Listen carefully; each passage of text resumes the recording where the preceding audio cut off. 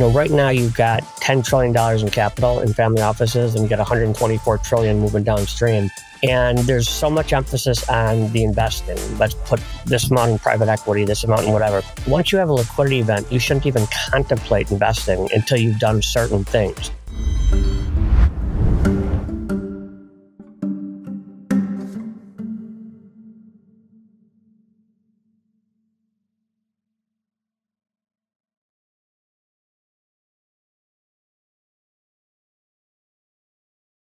Welcome to episode 32, where logic meets life and investing. I am Marcus Schaefer, and I am joined by Pat Collins for a super interesting conversation today with our guest, Ron Diamond. This was an episode where I'd say we veered a little bit off course of our typical topics of, kind of in the weeds investing and financial planning topics. We got into family governance and how to start talking to your kids about wealth, inheritance, and all the things that go along with that. So it's really fascinating topic. It probably maybe started to morph into a little bit of kind of therapy, parenting type things. But I think for a lot of our clients, this is a question we get all the time, which is, how do I start talking to my kids about this money that they're going to inherit? How do I make sure they don't become, entitled? How do I make sure they still want to work hard and achieve and do great things in the world and help other people? So Ron Diamond, who is our guest, was a fascinating guy. Ron has his own family office. And so for those of you who don't know, family office is basically set up as kind of like it sounds. It's an office that you create with multiple people that are there to serve a family, just all the needs of a family because of the wealth that they've created, either through a business or the sale of a business or real estate or any other thing like that. So Ron comes from that background, running his own family office. He also has developed the family office program at the Booth School of Business in Chicago, University of Chicago. So he's done a lot of the research around it as well, which I think was really fascinating. And then the other thing is he's involved in an organization called Tiger 21, which is basically a consortium of family offices. So he's basically lived in this space for a long time, and he has some really interesting insights from all the families he's gotten to know about family dynamics, wealth, governance, things like that. What did you say? Was there any specific takeaways you got from the podcast? My number one takeaway for somebody that works with and has seen the inside of over 100 different family offices, it was fascinating to me that the number one thing he's thinking about when talking with families is not investments. That's like the fourth thing on his list of, hey, if you want to have a playbook, you actually don't need to start with investments. That's one of the big mistakes. And so I thought it was super interesting to hear his reasoning around why and what are the implications for people that might be listening. I thought that was great insight. And as you listen to it, you'll hear what he thinks that playbook should be, which I think is really, really fascinating stuff. My takeaway was really more about the discussions that you have with your children.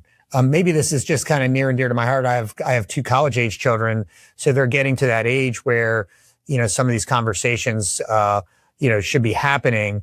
And so I thought the one thing that he mentioned, which was great, because I think the parent's worst nightmare is having a child who is, especially if a parent who has some wealth, is that this wealth actually is detrimental to the kids. We've all seen it, the kid who's entitled, who doesn't want to work and whatnot. And that's just a scary proposition for any parent. But I thought his insight around, it's less about what you say and it's more about what you do, because your kids are going to watch you. So if you're lazy, your kids are going to be lazy. If you treat people poorly, your kids are going to treat people poorly. And I just think it's such a great lesson for all of us, whether you have wealth or not, is that parenting is so much about setting a good example for your kids, whether it be in relationships that you have, your relationship with money, how you handle, pretty much anything in life. So anyways, I thought all of those were really fascinating. We had a great wide ranging discussion. So without further ado, here's Ron. Welcome, Ron Diamond. Thank you for joining us. We're here to talk about family governance, how to talk to your kids about money, how to think about inheritances, and really just best practices that some of the leading families, wealthy families, are doing around the country. So, Ron, I thought maybe we could just start off, because you do come across lots of families, family offices. You see a lot of those in your day-to-day work. What do you see families that really are succeeding across generations? What are they doing maybe that's different than, a traditional family that struggles with this in this area? Well, first, it's a pleasure to be here. And I know your firm has done a terrific job with things like governance, which is really important. One of the interesting things is that what you're talking about is super important, but really not emphasized. So what happens is, right now you've got $10 trillion in capital in family offices, and you got 124 trillion moving downstream. And there's so much emphasis on the investing. Let's put this amount in private equity, this amount in whatever. You shouldn't, once you have a liquidity event, you shouldn't even contemplate investing until you've done certain things. And the very first thing is what you're talking about is governance. And governance has to do also with family dynamics and succession and talking to children. So I think that the most successful, there is no exact playbook, but I think in general, the most successful families that I've seen, and we have a syndicate of about 130 families between 250 million to 30 billion, are those that are openly communicate, right? Not at 5 years old, but when they're old enough to understand it, and it's going to be different. Some kids at 18, they're ready to handle it. Some kids at 25, they're ready to handle it. And you have to know that. But I think also the most successful ones, when you get that kind of money, there's a professional facilitator, because it's not when mom or dad comes and talks to the kids, it's one thing. When a professional facilitator comes in, sometimes they listen to the professional facilitator as much or more than mom or dad because they look at that more. So that's really an open communication and having a professional facilitator engage the kids as soon as they're emotionally ready, which could be anywhere from 15 to 80.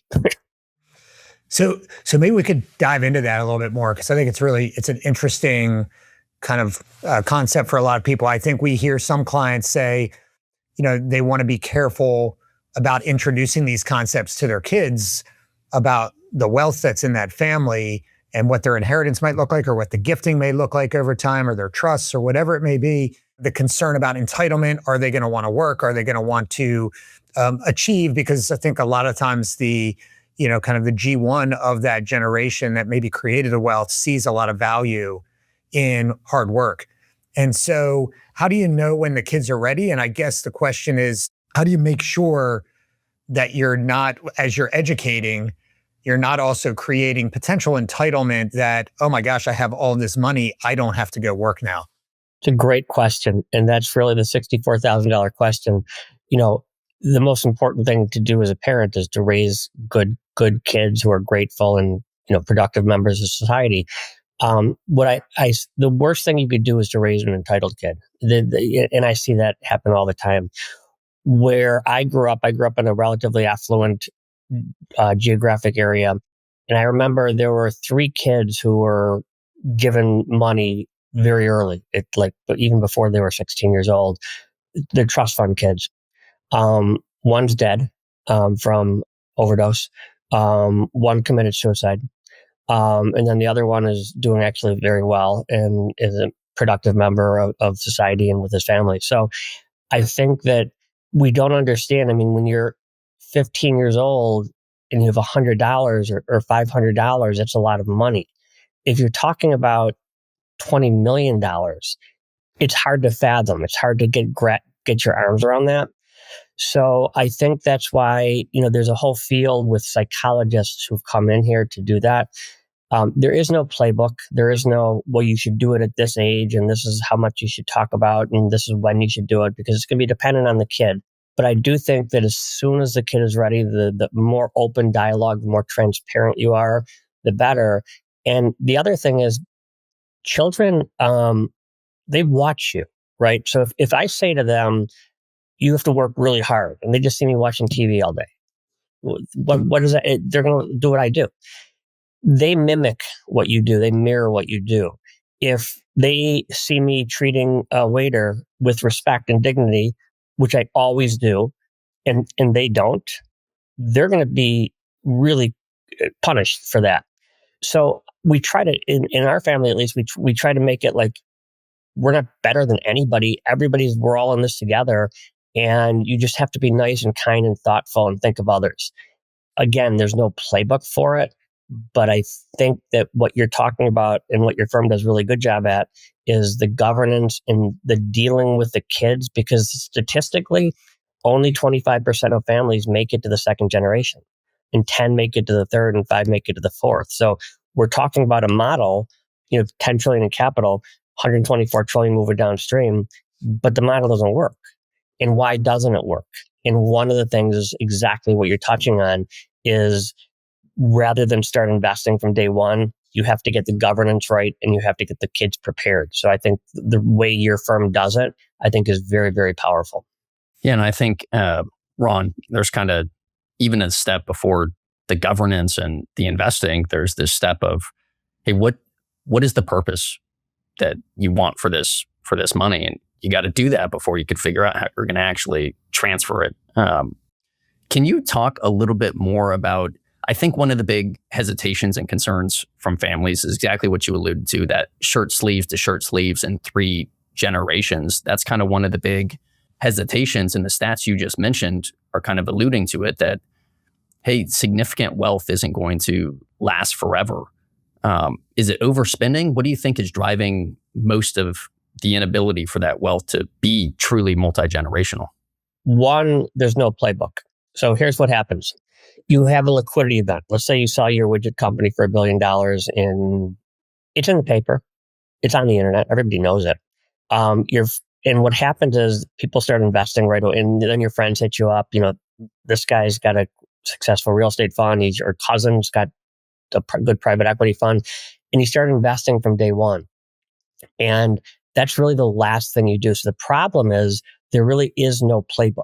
So I put together, along with Paul Carbone and Steve Kaplan and a few other people, a program at University of Chicago Booth to create that playbook. Because right now there is no have a liquidity event, do a mission statement, talk to an estate planning attorney, get governance, succession, next gen philanthropy right, then invest. So because there is no playbook, it's very hard for people to do. So you've got huge amounts of money in general, very inefficient hands. So just because you sold your widget company for $1 billion and you might be an expert in that niche, doesn't mean you know anything about private equity or venture capital or real estate or credit or investing. They're 2 different skill sets. And I think a lot of this is driven truly by ego. I argue that 85, 90% of the family offices that exist objectively should not exist. And again, I don't judge anybody, but what I saw happening is post-crash, pre-COVID, a lot of firms, a lot of family offices, I don't care what you invested in, you made money. I mean, interest rates were 0. It's not hard to make money in real estate. Private equity went up, credit, venture capital went up, Bitcoin went up, the stock market up, real estate, everything went up. So families said, well, wait a minute, why do we need a firm like yours and pay $220 if we could do it ourselves and not pay anything? And they were right until they were wrong. And then what happened is 3 years ago, when they started jacking up interest rates, they realized there's a skill set to firms like you, and there's a reason why you're compensated. And I think there's going to be a pushback. So I think how it's going to play out is many of these single family offices are starting to reevaluate how they're doing it. They're going to morph into the multifamily offices, the good ones, such as yours. And the large family offices are going to get larger and larger. They'll club deals together, and they will be able to compete directly with Blackstone, Carlyle, KKR, because the biggest advantage we have is something called patient capital. So when we buy a company, we don't have a shot clock where we have to sell it in 5 years. And that's by far the biggest advantage we have. The other advantage we have is not everyone, but most of if you look at the private equity firms right now, I'm a finance person, so there's nothing wrong with finance people. But most of these people are finance guys. To create alpha, you need to operate. And most family offices have operated something. So I think that the model with the private equity firm and how it's working today, private equity firm buys a company, garage door company in Des Moines, they hold it. I could tell you when they're going to sell it because I know how they're comped. They're going to sell it in 5 years, and they may sell it to a strategic, but they'll probably sell it to another private equity firm. So if you look over the course of 20 years, this garage door company, I'm saying, let's say it changes hands 4 times, which is about right, every 5 years. If you look at the taxes and you look at the friction and you look at the disruption in business versus a family office who can simply buy it, hold it, and let it compound, the results aren't even close. It's objectively a better model. The problem is very few families can execute. that's going to change. So we're at an inflection point right now. And where we are now in the family office space is I graduated from Northwestern in 1987. And this is when private equity and venture capital didn't really exist. They called it leveraged buyouts, and they were coming out of banks. That's where we are now. As private equity and venture capital disrupted the public markets in the late 80s, family offices are starting to disrupt the private equity model because it's actually become an AUM game. And there's reasons why family offices, if they have the right team in place, it is a better model. So I think we're at an inflection point. Thank you for that insight. I think that's fascinating. We see it with our clients that have, for years, basically been bought out by private equity firms, private companies. And we are seeing some family offices now stepping up and having an interest in purchasing the equity versus, the private equity route. And there's clearly some advantages, as you mentioned, especially if you're going to be remaining in the business, do you want a partner who's going to be gone in 5 years, or do you want a partner that's going to be there for the next 30 years? Well, it's a great point. I mean, what was interesting is previously, if you're going to sell your HVAC company, you had two options. You sell it to a strategic or you sell it to private equity. Those are your two options. You now have a third option, which is family offices. And what I see, because we invest with, a bunch of very large single family offices, is that the family offices right now, if you're going to sell your company and you want to make the most money in day one and just cash out as much as you can, and again, I don't judge anybody on anything, you're going to never sell to a family office. You're going to always sell to a private equity firm because they'll overpay. I mean, we had times where, we were going to buy a company for 120 million bucks, and a private equity firm came in and spent almost 2x. Now, there's no way it was worth that much money. But what happens is, and what's happened in the industry is it's become an AUM game. And these funds have become too big, and they have two options. They could either deploy all the capital, and many times they have to deploy it at really inflated prices, or they can give the money back to the investors. Now, I've never seen in 35 years a private equity firm give money back to the investors. So what they're going to do is they're going to deploy it. And I think that's a problem. I had a close friend who did a roll-up of logistics companies, and he had a fabulous track record, and he needed 150 million. The placement agent in New York was able to get him 500 million because his track record was so stellar. He said, great, I just need 150 and let's get started. The placement agent came to his house and wrote down 2% of 500 million equals X, 2% of 150 equals Y. What am I missing? And what my friend said, who was a bit incredulous, is what you're missing is, if I do what you want me to do and deploy the full 500, I won't have a fund too, because I can't deploy the other 350. That's a microcosm of what's wrong with the industry. And that's one of the reasons why family offices are objectively a better model and will disrupt it. But we're still a long ways away from there. One follow-up on that, just because I think it's a really interesting thing that I think is kind of fairly new. So if I own a business and I plan on having some sort of liquidity event, and I'm interested in exploring kind of this option of a family office capital versus just private equity, do I just go to my investment banker, or where am I finding these family offices that have an interest in buying just my company, basically, or group of family offices, consortiums, whatnot? That's a great question, and that's one of the problems. So we're only in the second inning in the evolution of family offices. I mean, they're very fragmented, they're very siloed, they're inefficient, and the model doesn't work. And one of the problems is, how do the smart people find the rich people, and how do the rich people find the smart people? So I can go to PitchBook and I could say, okay, 1 to 100, the top private equity firms. I can go 1 to 100, the top venture capital firms. I can't do that for family offices because they're allowed to be private. So you're allowed to be private, but if you want to compete with some of these other firms, you have to let people know what you do and invest in. So we've got a couple families in Chicago, multi-billion-dollar families, and what they've done, and I think this will be a playbook, on one sheet of paper, what they say is, here's what we do. We invest in real estate, and in real estate, we invest in multifamily and student housing. Our average size check is $10 million. We need majority, or we don't need majority. We need a board seat, or we don't need a board seat. It takes us 30 to 60 days to diligence, et cetera. And that way, that they're writing down. So they're letting the entrepreneurs know who's investing. So now you're an entrepreneur and you're looking to raise capital from a family office that does that asset class. Right now, you just don't know.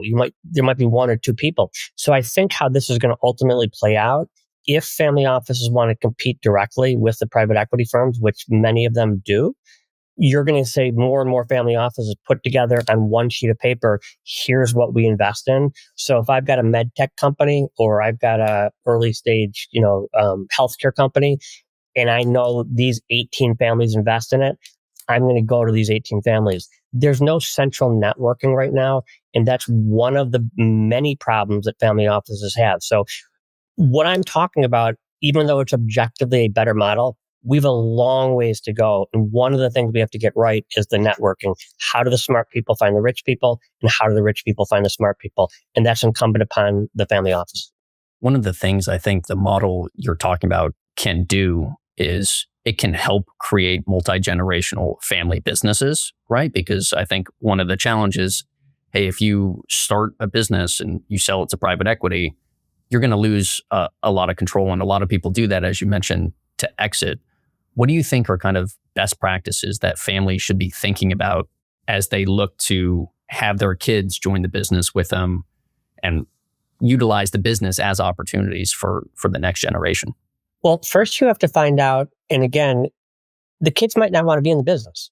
And the kids might not even be competent to be in the business. So just because they're your kids, right? And everyone's got an ego and our kids are terrific. And, I thought my daughter was going to play Division I basketball. And that didn't work out so well. But so we think, and again, you have to listen to the kids. And if the kids want to get into the business, that's great. But it doesn't mean they're entitled because their last name is Jones and that they're automatically become the CEO. You have to work them through it, and they have to understand every aspect of the business. And they have to understand that either mom or dad or grandma or grandpa or great grandma or grandpa who did this, it's hard to create a business. It's very hard to create a business that lasts and sustains. And there's a lot of work and effort that goes into it. And if the kids don't understand how much effort and thought goes into the business, medium and long term, the business is probably, and they inherit the business, it's not going to work long term. And that's why only 25% of families make it to the second gen and 10 to the third. So I think we have to change that. But that's incumbent upon the parents to educate children about, look, yes, mom and or dad and whatever, we work really hard, but we also try to treat our employees very well. We try to give them stock options, or we try to, we want the whole thing. So that's something that I think is very, very important that the top families do, and they get that right. I want to go back to a comment you made a little bit earlier on governance. And I think it was a really astute comment that people sometimes just start with the investing. They have this pile of money. It's like, oh, okay, I'm going to go invest it. But backing up and having a plan around governance and a playbook is so important. You mentioned that word playbook, and what you're developing at Booth, or have developed at Booth, for family offices and wealthy families. What does that look like in practice? So if I have this playbook, what does that look like if I'm a family? I've sold a business, I have a liquidity event. Maybe I haven't sold a business. I just have a really big operating company that's worth a lot of money, and I have capital as well. But what does that playbook look like if I'm starting to think about governance for my family? Maybe I have at least one generation, maybe the second, the third generation has been born as well at this point. The playbook starts before you sell the company. So what happens is people have a company and they're laser focused on their healthcare company.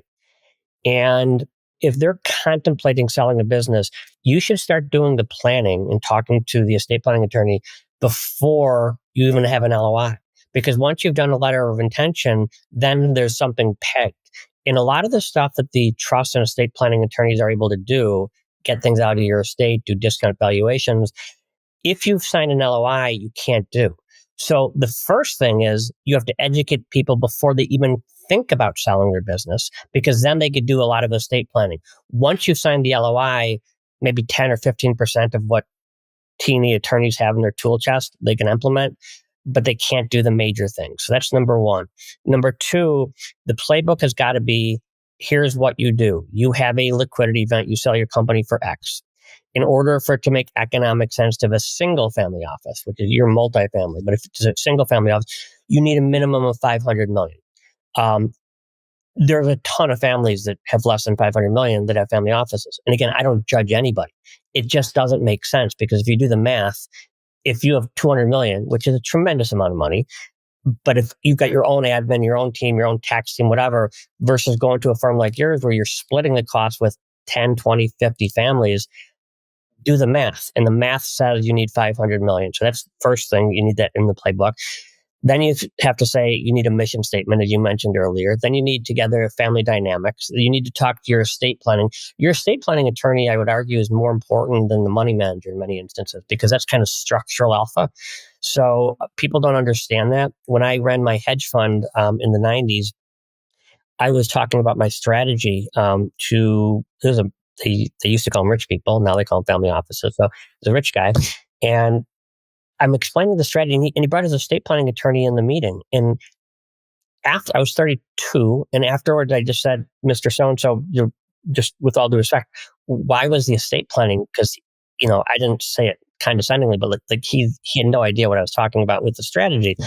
And then the guy kind of pats me on the back. He goes, you'll understand someday. He goes, the goal is not to be a billionaire worth 10 billion. The goal is to be worth zero, but control as much as you can. And all these trust and estate attorneys do is get money out of your estate. And that's what makes things last. And so if somebody comes out the Forbes 400, it doesn't mean they did bad investment. It could have been they just did good planning. So that really opened my eyes to realize that how important estate planning and taxes play in the role of family offices that really, really get it. And that's what they have to do.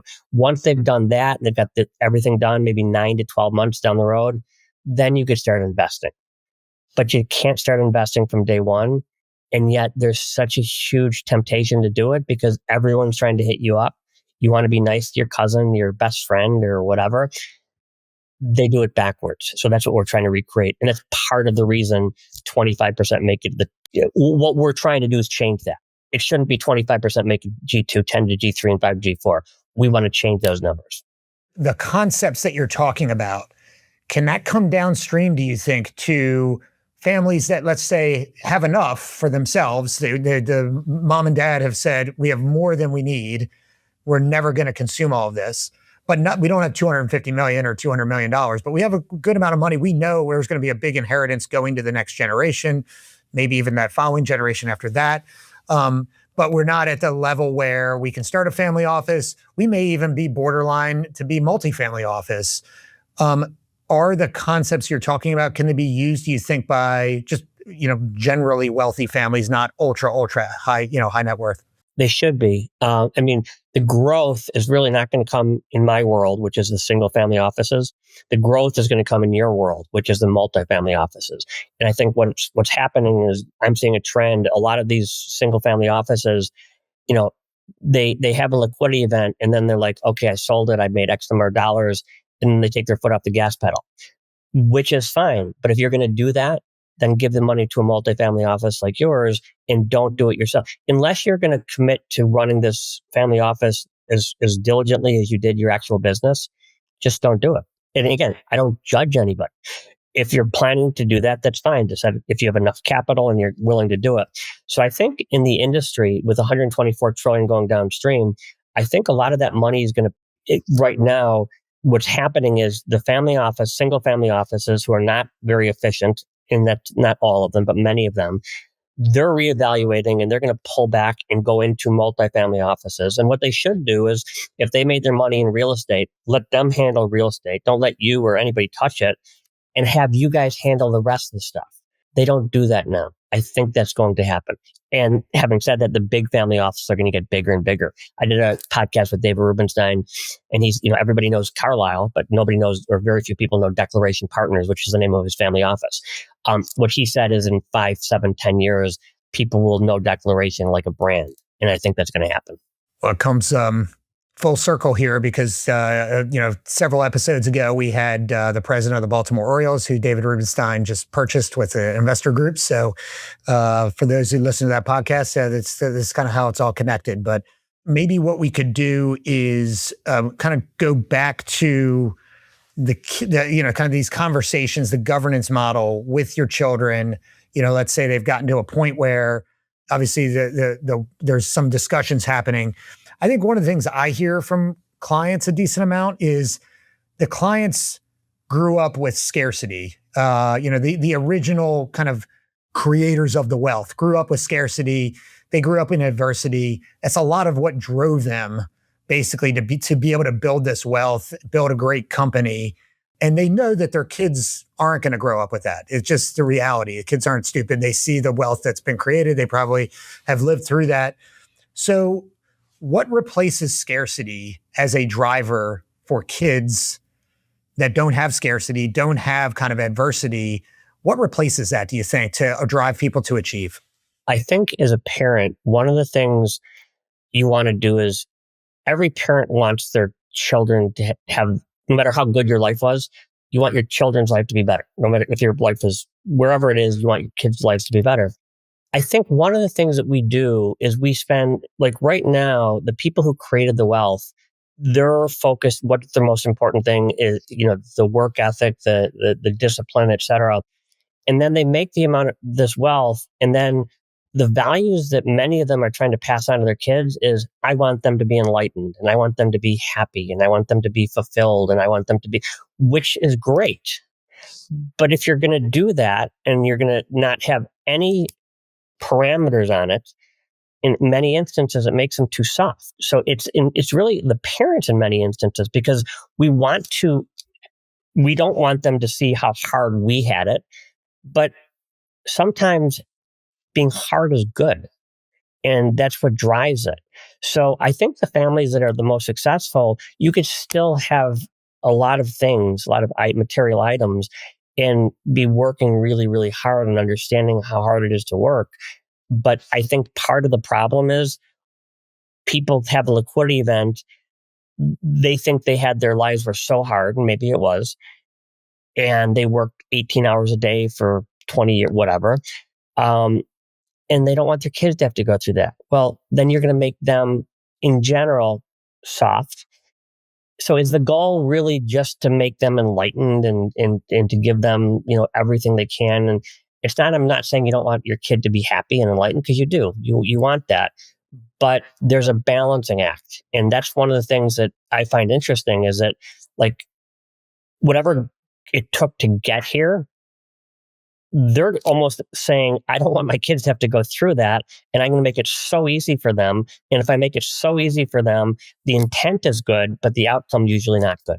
And this is what you're talking about, where it's, hey, have a mission statement, have value statements, have a professional come in and help talk to your kids and talk to you about what ideals do you actually want to pass on to them. Do you want to pass down, as you said, enlightenment? Or do you want to pass down different characteristics and then actively work towards that? And I think what you're saying is the focus is on being a parent, not on focusing on your money. It is. Look, the hardest, they never gave us a playbook to be a parent, right? It's hard. And there's no right way to raise a kid. But I do think that one of the things, the main thing with being a parent is just, kids mirror you. They watch what you do. If you tell your kids how important reading is and they never see you reading a book, they're not going to read. If they see you going home at night and reading a lot of books, maybe they'll get into books. If you tell your kids that, exercise is super important and they see you once every 3 weeks on a treadmill, they're not going to exercise. They're going to watch what you do. But if they see you training for a marathon, they're going to realize it's important. So I think a lot of it is not so much what we say, but what we do. And kids mimic that. And even at age 2 or 3, they're so perceptive on what they do. We look at them as little blobs, but they understand things. And even when they get to be 8, 10, 12 years old, they're watching you. So my kids see I'm working very, very hard. I love what I do. And they see me working very hard. If I just say to them, it's important to work hard, but I don't, they're not gonna. So it's what you do, not what you say. It's such a great point. I've often said that maybe one of the best things we can do for our kids is, to have healthy relationships with their spouse or whatnot. They see that, they mimic that, they understand what that looks like. I always told my kids the most important decision you're going to make is who you marry. And, if you have a good marriage, if you have a good relationship with your significant other, I think that obviously helps. Going back to some governance items, you talked about this. I kind of want to keep going back to the playbook, but I'm really curious about this as somebody kind of creates this playbook. Obviously, at the end of that, that's kind of when you mentioned that's when you start to implement, which is investing and probably making sure all the trusts are set up and whatnot. What about after that? So we've got this structure in place. We've put together a mission statement for our family. We have the estate planning techniques set up. We've invested the funds. What if families that are successful? What does that look like? Year 2, 3, 4, 5 after that. Is there a family meeting? What do those meetings entail? What happens at those meetings? Who's there? What are the conversations you're having with the next generation, with your advisors, things like that? I think the families that truly get it, they have, let's say they do the playbook, let's say they get that right, and they do governance succession next, whatever, and then they start investing 9 to 12 months down the road. And then let's look out 2 to 3 years. So they've done not everything, but pretty much everything the way they're supposed to do. Now you have to sustain it. And families are complicated. I've got 2 daughters. They're both incredible kids. They're just wired different. Doesn't mean one's better than the other. They're just different. Some people have, 4 or 5 kids, and then you've got cousins and all that thing. So I think the next thing you have to do is family meetings are really, really important to understand why you want this family office to be together. There's been families that have been broken apart just because some T&E attorney tells a 20-year-old that their dad's taking money from their trust fund. They don't understand what that is. And I think that you have to put together, love is the most important thing for in life and then for families. And you need to put boundaries together. And I think these meetings, usually once a year, sometimes twice a year, with these professionals who put everything together and explain, this is why we're doing it. So the why is really important. It's not just so we can hoard money.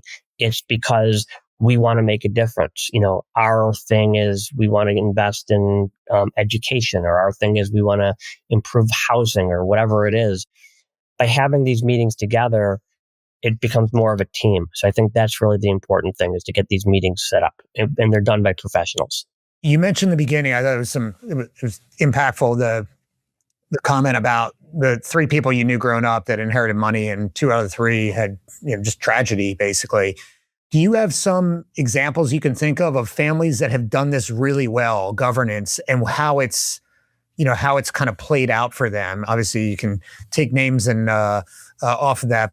And then on the flip side, have you seen it really work out poorly for families that didn't get it right? And kind of what were some of the things that you noticed in the families that have done it well? And what are some of the things that you've seen in the examples maybe of families that have really botched it? The vast majority of families don't get it right, and few do. So I'm a big believer in, we have 2 ears and 1 mouth. It's better to listen than to talk. And one of the things that I do is, if somebody has a liquidity event and they sell their company for $2 billion, the very first thing that I do is I don't tell them, go to this estate planning attorney because they're really good, or get the government ABC. The very first thing I do is I'll introduce them to other family offices who've been doing it for a lot longer. And I don't need to be on the call. I'm not on the call. And just talk to them, because they could tell them, here's what we got right. Here's where we kind of screwed up. So by listening to what other families have done and do right and wrong, that's really the key. So the most valuable thing that I could do when somebody has a liquidity event and they're saying, okay, I've got enough money to have a family office, and I tell them they do, the very first thing I do is I'll introduce them to 5 to 10 families, and every family, even the ones that get most of it right, have made mistakes, and there's unintended consequences. So I think that you have to just talk to other family offices who've been through it before, because they're, in most instances, like I said, the statistics say this doesn't work. So there's more poorly run family offices than well run. I think that's starting to change. I think we're at an inflection point. It's not going to happen overnight, and we're not going to go from 25% make it to the second gen to 80%. But if we can get it from 25% to 40% or 45% and kind of take piecemeal steps, that's what we're going to do. And I think it's going to be incumbent upon us to have them talk to other families. So most of them get more wrong than they get right. And the ones that really get it right, the new ones, are ones that listen to the ones that have already been successful. What did they get right and why did they get it right? When you think about some of the reasons why people are getting this wrong, what do you think is the number one reason why they're getting it wrong? Is it what you were talking about, which is they just jump into investing before they really understand what that means? Is it lifestyle changes? What's the number one thing you're saying that's holding families back from getting it right? The ego of the founder. I mean, look, I'm good at a couple things. I'm really bad at a lot of stuff. Because, I use Ty Warner as an example. Ty Warner was a brilliant businessman. He's created Beanie Babies. It was like a collectible and sold the company for a couple $1 billion. And then he did that and he started investing right away and he tried to buy the Four Seasons and he got clobbered. That's just one example. Because you're good at something doesn't mean you're good at everything. And I think that the family office thing is, people are going to learn more and more about why wouldn't you go into a multifamily office like yours versus a family office? Well, sometimes people want to say they have a family office. Why? Just tell people you're rich and outsource it to a multifamily office. I mean, so I think the answer to your question is very simplistic and most people won't say it outright. But the biggest obstacle to many of these family offices is the ego of the matriarch or patriarch. And I think that's got to change. Going back to some of the meetings that we were talking about, this idea of an annual meeting, family meeting. Obviously, families listening to this probably have kids at various stages of life. So may have some young kids. Somebody may have made a lot of wealth at a young age, and they have 5-year-olds, and some may have 30-year-old kids or 40-year-old kids or whatnot.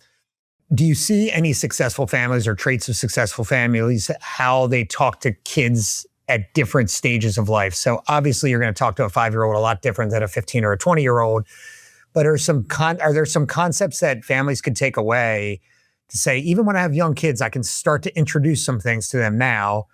And then as they get older, how does that evolve? I think it's really what you do, not what you say.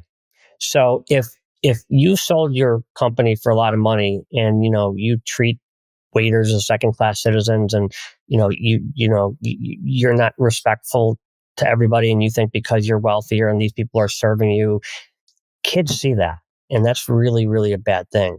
So I think it's not so much on what we tell them, but again, it goes back to what they see. If my kids ever treated a waiter or a busboy or whatever without the same respect that they treat you or a CEO of a company, they would be severely punished. And because somebody's a CEO of a company doesn't mean they're better than the waiters serves a very important role too. And you have to instill in the kids that we're all in this together. Nobody's better than anybody. Yeah, there might have been people who've made more money, and that's fine, but there's not a direct correlation between the more money you have, the better person you are. And I think that's something that has to get instilled in them. So I think that it's really how they watch what we do. And again, if we make eye contact with the waiter and the busboy and, hey, where are you from? You're at my country club. You just came from Brazil. Terrific. How's your fit? If they start seeing you talk to them like you talk to other people, they get that. And I think that's the most important thing. So not what you say, but what you do. It's fascinating to me because I think a lot of people have this concept like, hey, I don't want to create entitled kids, or I don't want to do X or Y. And what you're saying is, we have to look in a mirror before we start really think about how we're acting, how we're teaching them things. It's more, we have to focus on us. I didn't expect this to be a parenting podcast, Ron, but here I am walking away a little frightened and a little excited. Well, look, the best part of life is children, in my opinion. And it's also the most challenging part in life. I've got two beautiful daughters, 22 and 25, and they're both great kids, and they're wired a little differently. And you just kind of figure out what makes them tick. One of mine is more artistic, so we're encouraging her to be more on the artistic side. One's more analytical, so she's going to get more into the business side. But find out what they like, what they enjoy, and don't have it come from you. And, just because you built the business doesn't mean that they even have any interest in the business. They might have a huge interest in the business. And in that case, bring them in. But don't bring them in and make them the CEO. Let them work for other people who understand stuff. Let them work in the back room. Let them work in accounting. Let them work in all the different areas and see how hard everything is. And then if they're competent, then they could rise to the role someday of perhaps running the business. But in many instances, the kid isn't necessarily as qualified or driven as mom or dad or grandma or grandpa, and they shouldn't be in it. And they can still be in the family office, but they shouldn't be the CEO. So the parent has to make the decision on who are their kids, how are they wired, and where is long-term going to be the best to do. Again, there's not a playbook for it, but I think that's really incumbent upon the parents. I totally agree with Marcus that I know we were going to talk a lot about governance and how to talk to your kids, but I think I think what you're saying is it's not just for wealthy families. It's just good advice for life. If you have children, about how to raise your kids and do it in a way, you can't expect to have your kids see you do one thing and expect them to do something else, basically, which I think is just great advice. You go out and, smoke a couple cigarettes and try to hide it from the kids and they see it, they're going to smoke cigarettes. I mean, it's human nature. So I think we kind of tend to overcomplicate things. Money is just a commodity. And again, just to hit, you have to also understand the why. Simon Sinek, who I follow closely, is like, what's the why? If the why is just to hoard and have as much money as possible, to me, that's not good. I mean, it's not worth doing just to do that. Now, it is to grow the business and to develop the community and to have, find a philanthropy or two philanthropies that can really scale and help change things. That's a really good thing. But most families, again, they have to, there is no playbook, and that's what we're trying to do. But it does come back to, I know governance and succession and next gen and family dynamics are the pillars of what you need to build. But if you're not honest with your kids, they see through that and they're going to mimic and mirror what you do. And when my kids see me working, I mean, I love what I do, but they see me working really hard. My children work really hard. I don't know that it's just because they see me working hard, but I think that if I didn't work really hard, my guess is, and I could be wrong, they probably wouldn't be working as hard because I don't have to do everything I did when I was 30 years old.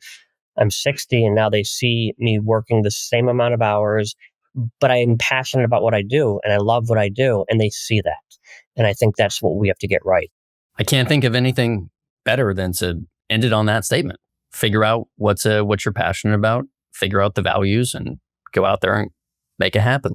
I totally agree. I think there's just been so many good nuggets. So I appreciate you coming on board or on this podcast and talking through it. I think the idea of getting a playbook before you actually go through any sort of event, if you have some wealth through a business or through real estate, if there's going to be a liquidity event, you've got to start working on that well before an event actually happens.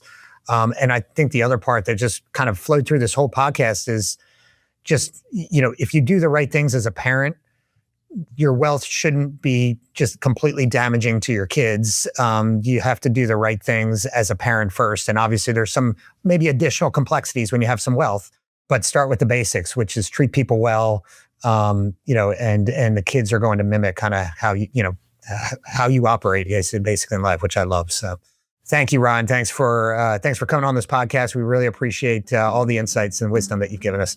It's a pleasure. Thank you for having me.